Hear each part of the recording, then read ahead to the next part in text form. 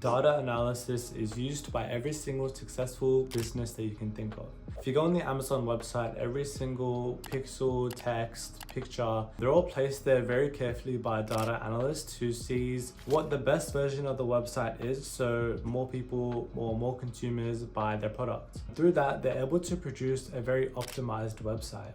Now we can do the same thing with data analysis through our trading, and the way to do that is to have a systematic or kind of a mechanical edge on the market. When I started, I would journal all my trades in this notebook here. Basically, this way of journaling was good for like an overall review on the trade or how I was feeling, my emotions, but it wasn't good for telling me why I was winning and why I was losing.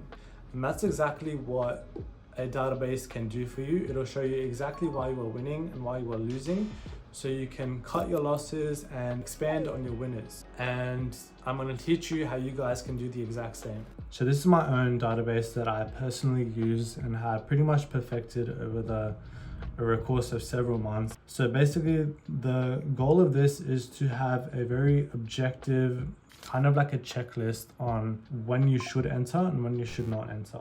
So each little column here is a different variable that you can test. So for example, the session time, the actual model that you're trying to test, the market conditions, the entry confluences, blah, blah, blah. And over here on this side is whether if you won the trade, lost the trade, or if it was a break even.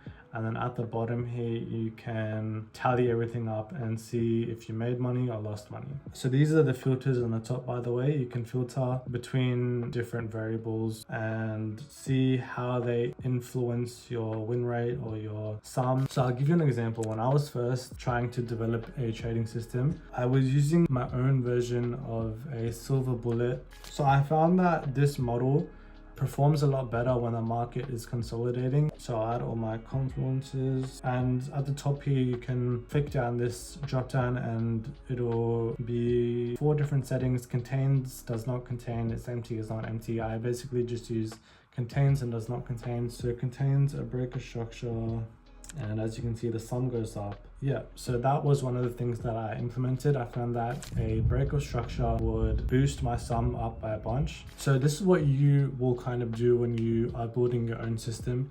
You'll go through each trade, you'll take the trade, you see when the trade was, and list all these variables, and you'll see how it affects your win rate. And I'll give you another example that I found recently as well. This is more of a continuation strategy that I use when the market is trending. And if I go to the time and I contain, so I just include the ones that are done at the start, you can see that the sum is -1, and this is very important.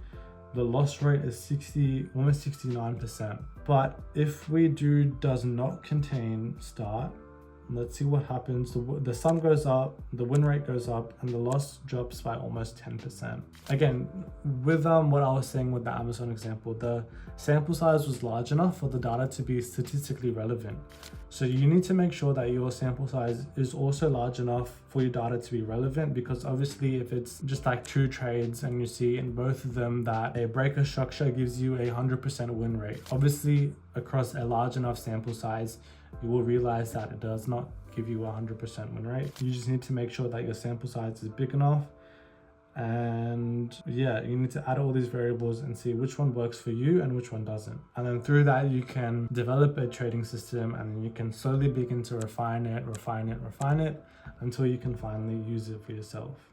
So this is the database that I have linked below, and it is basically just a little bit more aesthetically pleasing and clean, but it has all the exact same variables that I have included. So how this would work, you would enter your pair here, let's just say Euro, US dollar, today's date, London session, and then let's just say your model 1, which is like liquidity sweep, breaker structure, fair value gap. Let's just say that's your model 1.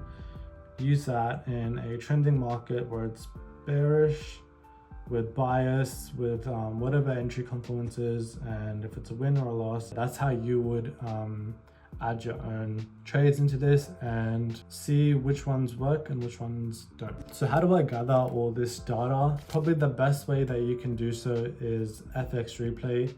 This just gives you a summary of data in the past, and you'll just place your trade, blah, blah, blah, and then record it in the Notion template. So if you want to take your trading to the next level, this is what you're going to have to do. You're going to have to start thinking like these big business managers, like these data analysts, these investment analysts, these large banks, these hedge fund managers. You need to start thinking like them, and you need to develop a database. So be sure to check out the description below, where I've left my own personal database that I've perfected over the last several months, as well as a free version. So if you found this helpful, leave a like, and if you have a question, leave it in the comments below. And if you want, check out my other videos as well.